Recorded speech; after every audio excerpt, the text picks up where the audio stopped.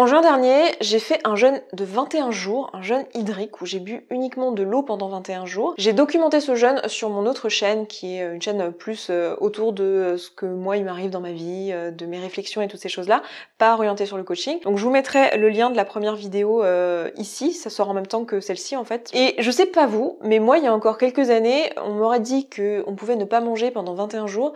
Je me serais posé la question si on n'allait pas juste mourir en fait. Parce que voilà, je pensais pas qu'on pouvait s'arrêter de manger pendant des semaines et toujours être en vie à la fin, plutôt relativement en forme après 21 jours. Donc j'ai eu envie en même temps que la sortie de cette documentation de mon propre jeûne, de vous faire une vidéo sur cette chaîne où en fait on va regarder ensemble qu'est-ce qui se passe lorsque on s'arrête de manger en fait. Si du jour au lendemain vous décidez de vous arrêter de manger, alors vous n'êtes pas obligé de prendre cette décision hein, et vous avez le droit de décider que c'est une décision un peu folle, mais qu'est-ce qui se passerait si vous le faites? Et ça va nous permettre déjà d'une part de comprendre pourquoi je suis pas morte en juin dernier, et ça nous permet aussi de comprendre tout simplement le fonctionnement de notre corps et comment il déstocke en fait, dans quel ordre, qu'est-ce qui se passe exactement, et c'est plutôt intéressant de comprendre ça dans le cadre d'une perte de poids, parce que plus on en apprend sur notre corps, plus on comprend son fonctionnement, plus on va pouvoir se servir de ces informations pour maximiser notre perte de poids.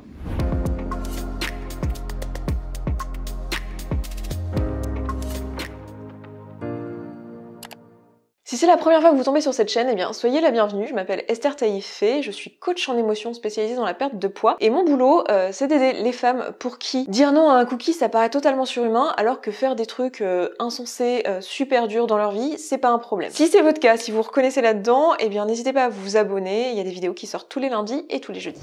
Donc qu'est-ce qui se passe dans votre corps si là, d'un seul coup, vous décidiez d'arrêter de manger? Donc dans ce cas, vous avez eu votre dernier repas et durant les 3 à 6 heures qui suivent ce repas, en fonction de la quantité, de ce que c'était et aussi de votre résistance à l'insuline, vous allez tout simplement utiliser ce qu'il y avait dans ce bol alimentaire pour nourrir vos cellules. Donc en gros, ce qui se passe, c'est que votre glycémie s'est élevée au moment du repas, donc vous avez du glucose dans le sang, et votre pancréas a généré de l'insuline qui a permis de transporter ce glucose dans toutes les cellules de votre corps pour les nourrir. Donc pendant ces 3 à 6 heures, vous allez juste utiliser le stock de glucose que vous avez là maintenant disponible. Ensuite, durant les heures qui suivent, jusqu'à à peu près 24-48 heures, on va rentrer dans ce que j'appelle la phase 2. Déjà, premièrement, il n'y a plus de glucose dans votre sang comme ça, enfin, votre glycémie est jamais à 0, hein, mais il n'y a plus de glucose qui provient de votre bol alimentaire, donc votre corps il va aller chercher le glucose ailleurs. Et pour ça, ce qu'il va faire, c'est qu'il va tout simplement aller dans les stocks. En fait, ce qui va surtout se passer, c'est que je pense au bout de 3 heures, 6 heures, vous allez avoir pas mal faim parce que votre corps il va être en mode oui, ça serait bien quand même si tu manges un truc, parce que là ça va être un peu chiant si tu manges pas, il va falloir aller dans les stocks et nous ça demande un peu plus de boulot. Mais si vous le faites pas, c'est effectivement ce qu'il va faire. Donc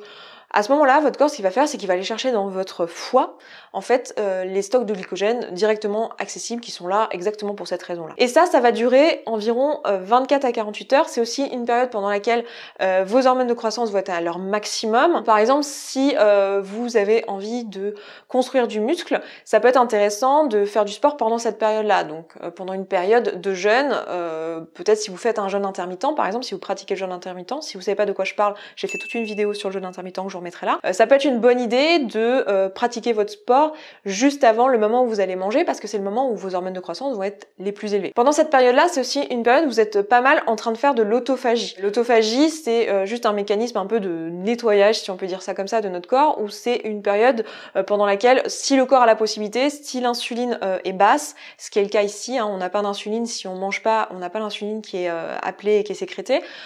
Du coup, comme l'insuline est basse, le corps a l'opportunité d'aller juste grignoter un petit peu toutes les cellules inutiles du corps, typiquement les cellules cancéreuses que vous avez, qu'on a tous et qu'on génère tous les jours. Et là, c'est l'occasion pour le corps de s'en défaire. Donc cette phase-là, ça va durer jusqu'à 48 heures. Alors ça va dépendre des gens. Durant cette phase, c'est aussi le moment où votre corps va commencer à se dire bon, il y a anguille sous roche, je vais aller chercher un petit peu dans les graisses pour compléter ce glycogène là. Et du coup, environ à partir de 12 heures de jeûne, c'est à peu près le moment où vous allez commencer à les taper dans les graisses. Donc ça va être intéressant pour vous si vous voulez utiliser le pouvoir du jeûne, de jeûner au moins dans une période de 16 heures, c'est ce qui est recommandé pour un jeûne intermittent, parce qu'à 16 heures, on est vraiment au maximum en termes de hormones de croissance et on est aussi sûr d'avoir commencé à taper dans les graisses.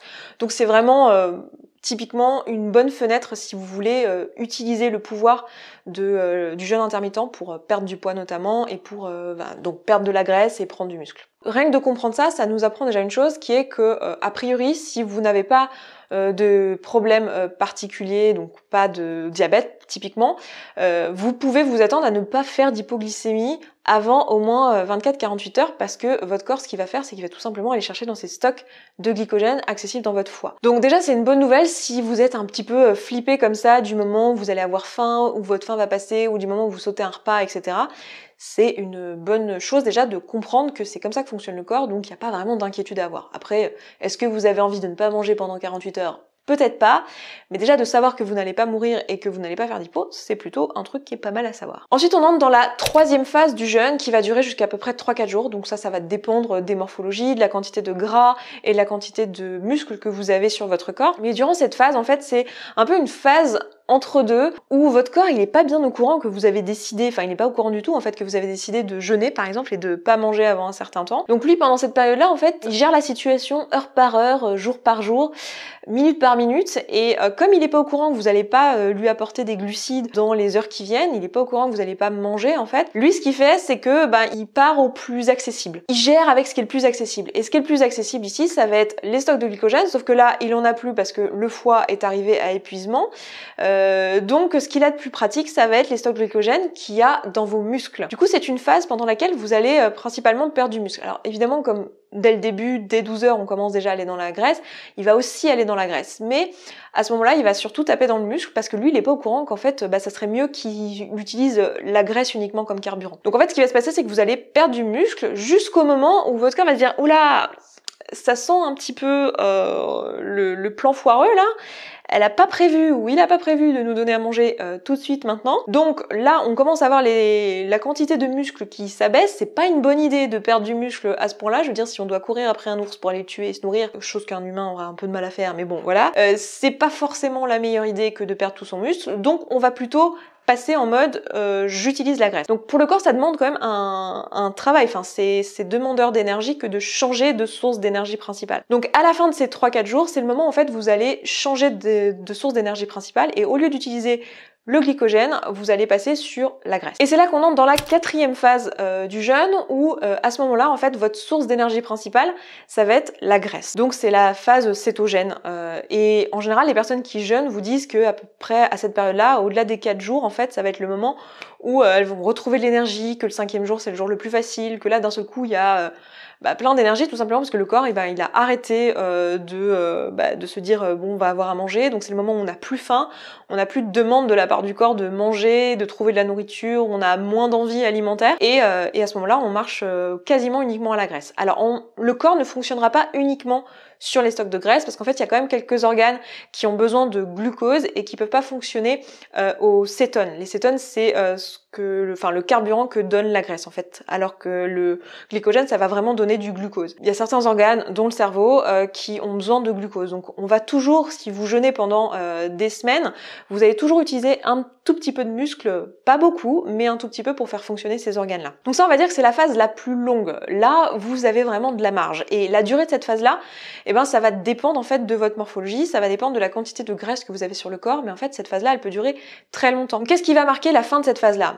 Cette phase-là elle va être terminée et on va rentrer dans la phase 5 au moment où vous allez avoir ce qu'on appelle le retour de la faim. Donc le retour de la faim ça va être une sensation de faim qui est un peu différente des sensations de faim qu'on connaît nous dans notre quotidien, qui est surtout un gargouillement et qui en fait est plus un appel au sucre, voilà, qu'une vraie faim. La vraie faim qu'on a à ce moment-là c'est vraiment au niveau de l'œsophage qu'on va la sentir et ça ressemble beaucoup à de la soif en fait et ça va être le signal que là notre corps ne peut plus en fait juste se nourrir sur les stocks. Donc il y a deux choses qui peuvent provoquer le retour de la faim. La première chose c'est tout simplement le fait que vous n'ayez plus assez de graisse. Donc ça se produit généralement pour la plupart des gens lorsque vous êtes à moins de 5% de masse graisseuse, donc on est vraiment bas. Là votre corps vous dit on a besoin de manger parce qu'on va juste manquer d'énergie tout simplement. Et la deuxième chose qui peut entraîner ce retour de la faim c'est tout simplement les stocks de minéraux, parce qu'en fait bien que la nourriture vous apporte avant tout l'énergie, les glucides, etc., ça vous apporte aussi les sels minéraux dont vous avez besoin, les vitamines, etc.